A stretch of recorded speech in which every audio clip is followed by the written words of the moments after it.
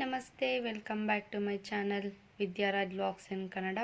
ಯಾರೆಲ್ಲ ನನ್ನ ಚಾನಲ್ನ ಹೊಸದಾಗಿ ನೋಡ್ತಾ ಇದ್ದೀರಾ, ದಯವಿಟ್ಟು ಚಾನಲ್ನ ಸಬ್ಸ್ಕ್ರೈಬ್ ಮಾಡಿಕೊಂಡು ನೋಡಿ.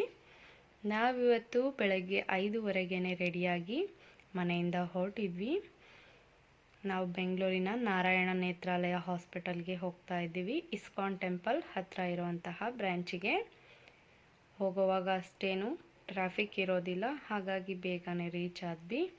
ಬೆಳಗ್ಗೆ 7:30ಗೆ ಹಾಸ್ಪಿಟಲ್ನ ರೀಚ್ ಆಗಿದ್ವಿ. ನನ್ನ ಮಗ ಪ್ರಿಮೇಚೂರ್ ಆಗಿರೋದ್ರಿಂದ ಅವನಿಗೆ ROP ಅನ್ನೋ ಪ್ರಾಬ್ಲಮ್ ಇತ್ತು, ಹಾಗಾಗಿ ಅದರ ಚೆಕಪ್ಗೆ ರೆಗ್ಯುಲರ್ ಆಗಿ ಹೋಗ್ತಾ ಇರ್ತೀವಿ. ಹಾಸ್ಪಿಟಲ್ಗೆ ಹೋದಾಗ ಎಷ್ಟೇ ಬೇಗನೆ ಹೋದ್ರೂ ನಾವು ತುಂಬಾ ರಶ್ ಆಗಿರುತ್ತೆ. ಯಾಕಂದರೆ ಬೇರೆ ಬೇರೆ ಕಡೆಯಿಂದ ಎಲ್ಲ ಬಂದು ಬೇಗನೆ ಟೋಕನನ್ನು ತಗೊಂಡಿರ್ತಾರೆ. ಯಾಕಂದರೆ ಈ ರೀತಿಯ ಒಂದು ಪ್ರಾಬ್ಲಮ್ನ ಚೆಕ್ ಮಾಡುವಂತಹ ಹಾಸ್ಪಿಟಲ್ ದಾವಣಗೆರೆ, ಹುಬ್ಬಳ್ಳಿ, ಬಳ್ಳಾರಿ ಆ ಕಡೆ ಎಲ್ಲೂ ಇಲ್ಲ ಅನಿಸುತ್ತೆ. ಹಾಗಾಗಿ ಆ ಕಡೆಯ ಜನರೆಲ್ಲ ಬೇಗನೆ ಬಂದಿರ್ತಾರೆ, ಹಾಗಾಗಿ ತುಂಬಾ ರಶ್ ಇರುತ್ತೆ.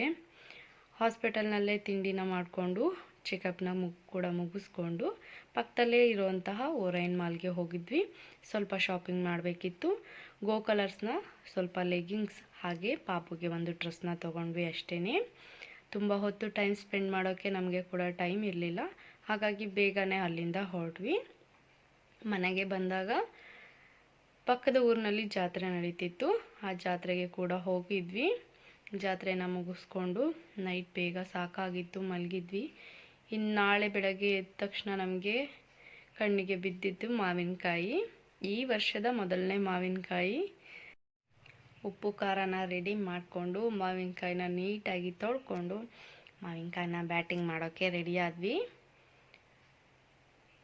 ಈ ವಿಡಿಯೋ ಇಷ್ಟೇ. ಮಾಲ್ನಲ್ಲಿ ಯಾವ ಒಂದು ಬಟ್ಟೆನ ಪಾಪುಗೆ ತೊಗೊಂಡೆ ಅಂತ ನೆಕ್ಸ್ಟ್ ವಿಡಿಯೋನಲ್ಲಿ ಅವನಿಗೆ ಯಾವಾಗಾದರೂ ಡ್ರೆಸ್ ಹಾಕಿದಾಗ ತೋರಿಸ್ತೀನಿ. ಯಾರೆಲ್ಲ ಚಾನಲ್ನ ಹೊಸದಾಗಿ ನೋಡ್ತಾ ಇದ್ದೀರಾ, ದಯವಿಟ್ಟು ಚಾನಲ್ನ ಸಬ್ಸ್ಕ್ರೈಬ್ ಮಾಡಿಕೊಂಡು ನೋಡಿ. Thanks for watching.